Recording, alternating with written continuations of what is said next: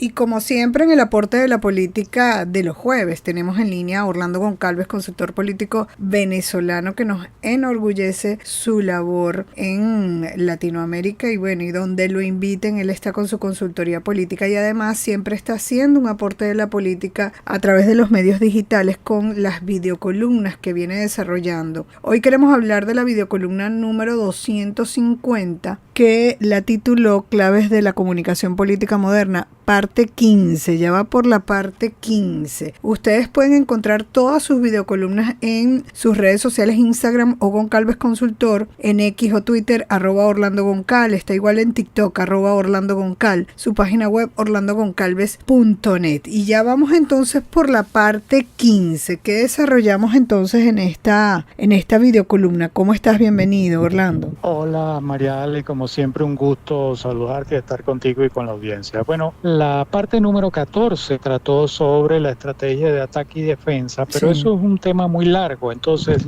esta parte número 15 trata también sobre el tema de estrategia de ataque y defensa. Y tocamos varios elementos. Uno, el hecho de que, por ejemplo, como ya habíamos dicho anteriormente, la estrategia de ataque generalmente es una operación de resta. Sí. Y lo que uno tiene que observar es cuando va a atacar, cuánto va a perder reputacionalmente mi adversario y cuánto voy a perder yo. Entonces, una de las cosas que tenemos que determinar y que podemos usar, y una de las tácticas que se usa, es determinar sobre aquel famoso adagio popular árabe que dice el enemigo de mi enemigo es mi amigo. Que en política sería el adversario de mi adversario es mi amigo. Entonces, si nosotros detectamos a esa persona, quién es la persona que le molesta, le desagrada mi adversario, y ese adversario no tiene competencia conmigo, yo puedo hacer algún tipo de alianza y puedo darle la información a él para que sea esa persona que ataque a mi adversario. Eso es una operación en la cual yo no pierdo absolutamente nada,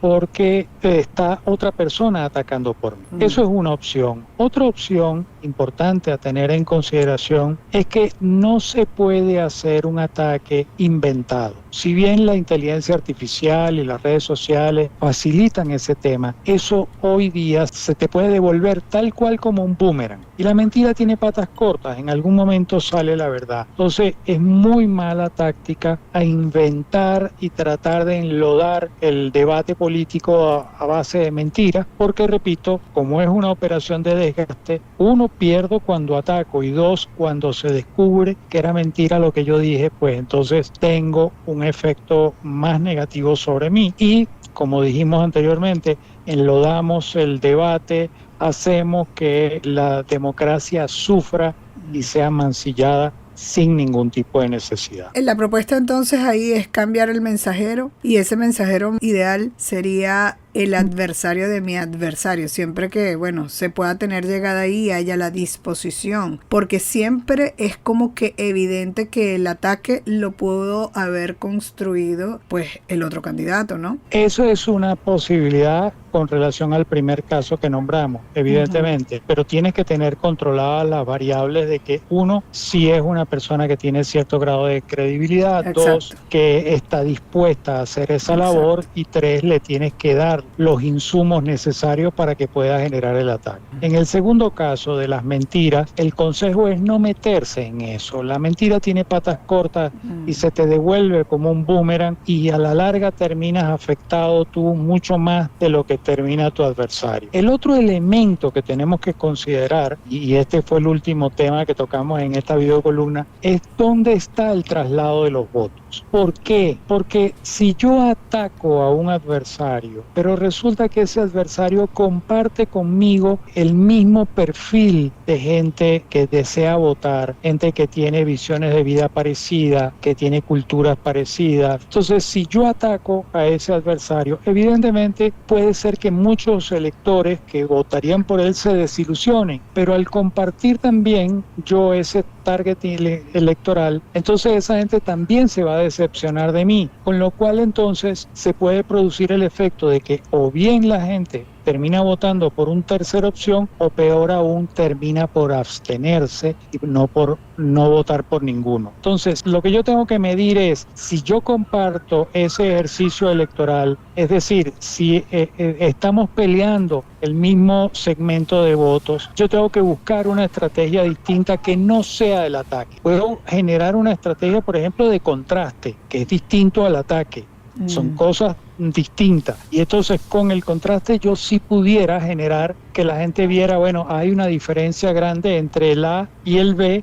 Yo respaldaba al A, pero el B se parece mucho a lo que yo quiero. Entonces respaldo al B. Pero si el ataque es frontal, entonces la gente se puede decepcionar tanto del A como del B y votar por un tercer candidato o simple y llanamente abstenerse. Entonces es importante entender dónde está el traslado de votos y cuáles son las causas. Te pongo un ejemplo que nos sucedió. En una campaña, un personaje que no estaba en el radar para nosotros, de repente comenzó a subir y a subir en las encuestas y cada punto que subía nosotros lo bajábamos. Investigamos al personaje y no había nada en concreto, más allá de cosas personales a las que yo me negué a meterme con eso. Pero bueno, en un momento determinado detectamos que había dicho una mentira. Cuando dijo esa mentira, nosotros teníamos las pruebas que había dicho la mentira. ¿Y qué hicimos? Buscamos a otra persona, a otro candidato que no tenía nada en las encuestas y le dimos esos insumos para que atacara a la persona. ¿Por qué lo hicimos? Primero porque nos estaba quitando votos y segundo porque la gente había dicho que su manera de cambiar de opinión sobre un candidato al que ya haya resultado votarle es que encontrara que ese estaba mintiendo. Y como este señor mintió, se le atacó por lo de la mentira. El atacado se sintió aludido, por supuesto, y reaccionó. Y entonces sacó otro spot de televisión enseñando una placa de reconocimiento en la que se le decía que, bueno, sí, la gente todavía no tiene gas, pero está muy agradecida con la gestión que yo hice y fue tan así que me entregó esta placa. Y la placa decía licenciado. Resulta que él no se había graduado. Se le volvió a pedir a la otra persona que lo atacara, enseñara las notas de la universidad y dijera, este señor vuelve a mentir, se llama licenciado y no lo es, no se terminó de graduar. Bueno, y ahí fue el último clavo del ataúd de ese señor. Enterramos a ese candidato que nos estaba robando, recuperamos nosotros nuestros puntos y salimos adelante y logramos ganar la elección. Imagínate. Entonces, tener claridad dónde está el traslado de votos es fundamental y es fundamental que se sepa para qué lado se puede inclinar y si uno debe golpear o no debe golpear o debe generar una estrategia de contraste. Me interesaría profundizar en este tema de la mentira, justamente en la política, porque, claro, lo habían investigado en ese momento, pero yo creo que en términos generales la audiencia, el electorado siempre agradece la verdad por más mala que sea la situación. Una mentira siempre la castiga. ¿Pudieras generalizarlo así? Es correcto, pero cuando tú puedes probar realmente, claro, sin lugar a dudas de que el otro mintió. Porque fíjate el debate de Biden con Trump, que fue un desastre y que fue lo que provocó la caída de Biden. Biden decía, usted miente, usted miente, usted miente, pero nunca dijo por qué miente. Sí. Usted está mintiendo en A, B, C, D.